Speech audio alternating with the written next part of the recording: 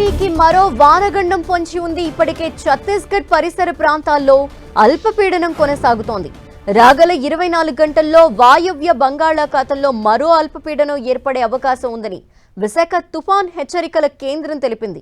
అల్పపీడనానికి అనుబంధంగా ఉపరితల ఆవర్తనం రుతుపవనాల ద్రోణి కొనసాగుతోంది.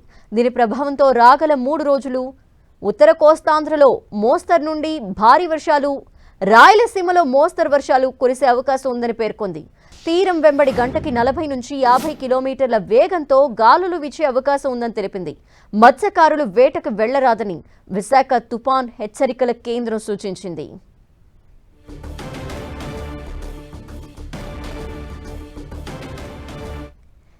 ఏపీలో మరో అల్పపీడనం ఏర్పడే అవకాశాలున్నాయని వాతావరణ శాఖ అలర్ట్ ఇచ్చిన నేపథ్యంలో ఒక డీటెయిల్స్ మా ప్రతినిధి జార్జ్ అందిస్తారు. జార్జ్,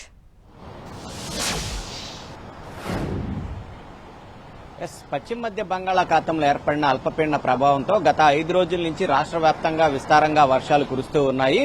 అయితే రాగల 24 గంటల్లో మరొక అల్పపీడనం ఏర్పడే అవకాశం ఉందని వాతావరణ శాఖ చెబుతుంది. ఇది కూడా బలపడే అవకాశం ఉందని, ఎక్కువగా అవకాశాలు ఉన్నట్లు వాతావరణ శాఖ అంచనా వేస్తూ ఉంది. అయితే ఈ అల్పపీడనం ఏర్పడిన తరువాత కోస్తాంధ్ర జిల్లాలంతటా కూడా చాలా చోట్ల భారీ నుంచి అత్యంత భారీ వర్షాలు కురిసే అవకాశం ఉంది.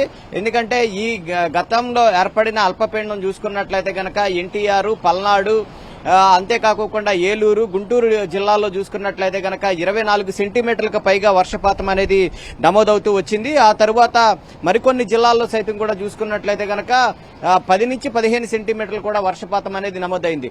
అదే కోవలో ఈ రాగల 24 గంటల్లో మరొక అల్పపీడనం ఏర్పడనున్న నేపథ్యంలో దాదాపుగా 3 రోజుల పాటు ఏపీ అంతటా కూడా విస్తారంగా వర్షాలు కురిసే అవకాశం ఉందని వాతావరణ శాఖ అంచనా వేస్తుంది.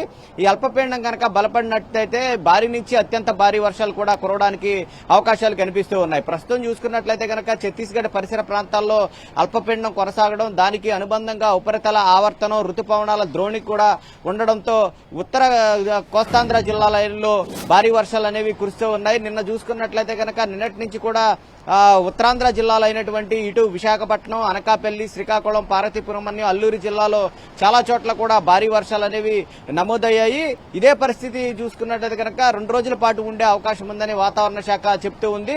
అయితే అల్పపీడనం ఏర్పడిన తరువాత కోస్తాంధ్ర జిల్లా అంతటా కూడా భారీ వర్షాలు నమోదవడానికి అవకాశాలు ఎక్కువగా ఉన్నట్లు వాతావరణ శాఖ అంచనా వేస్తోంది. మరొక వైపు తీరం వెంబడి చూసుకున్నట్లయితే కనుక గంటకు 40 నుంచి 50 కిలోమీటర్లు, గరిష్టంగా 60 కిలోమీటర్లు కూడా వీచే అవకాశం ఉంది. సముద్రం సైతం కూడా అల్లకల్లోలంగా మారే పరిస్థితులు ఉన్నాయి కాబట్టి మత్స్యకారులు ఎవరూ కూడా వేటకు వెళ్లరాదు. అలాగే లోతట్టు తీర ప్రాంత ప్రజలు సైతం కూడా అప్రమత్తంగా ఉండాలి. ఎందుకంటే ఇప్పుడు చూసుకున్నట్లయితే కనుక ఈ అల్పపీడన ప్రభావం, అలాగే ఈ ఏదైతే ఉపరితల ఆవర్తనం, అంతేకాకుండా రుతుపవనాల ద్రోణి, వీటి ప్రభావంతో చూసుకున్నట్లయితే కనుక క్లౌడ్ బస్ట్ కూడా అయ్యే అవకాశాలు ఎక్కువగా ఉన్నాయి. అంటే ఒక్కసారిగా ఒకే ప్రాంతంలో ఎక్కువగా వర్షపాతం అనేది కురిసే అవకాశం ఉంది. ఈ నేపథ్యంలో లోతట్టు ప్రాంతాలు సైతం కూడా జలమయమయ్యే అవకాశాలు ఎక్కువగా ఉన్నాయి. కాబట్టి ఇటు గాలుల వేగంతో కూడా చెట్లు కూడా విరిగిపడే అవకాశాలు ఉన్నాయి. కాబట్టి ప్రజలంతా కూడా తగు జాగ్రత్తలు తీసుకోవాల్సిందిగా వాతావరణ శాఖ హెచ్చరికలు అయితే జారీ చేస్తూ ఉంది. ఏదైనప్పటికీ రాగల 3 రోజుల పాటు కూడా ఏపీ వ్యాప్తంగా విస్తారంగా వర్షాలు కురుస్తాయని వాతావరణ శాఖ అంచనా వేస్తూ ఉంది. మరొక వైపు ఉత్తర కోస్తాంధ్ర జిల్లాలో ఉన్నటువంటి ఇటు కళింగపట్నం, నిజాంపట్నం, కాకినాడ, విశాఖ, గంగవరం, భీమినిపట్నం పోర్టులకు సైతం కూడా 3వ నెంబర్ ప్రమాద హెచ్చరికలు అనేవి కొనసాగుతూనే ఉన్నాయి. ప్రజలంతా కూడా ఇటు లోతట్టు తీర ప్రాంత ప్రజలంతా కూడా కాస్త అప్రమత్తత వ్యవహరించాలంటూ కూడా చెప్తూ ఉన్నారు.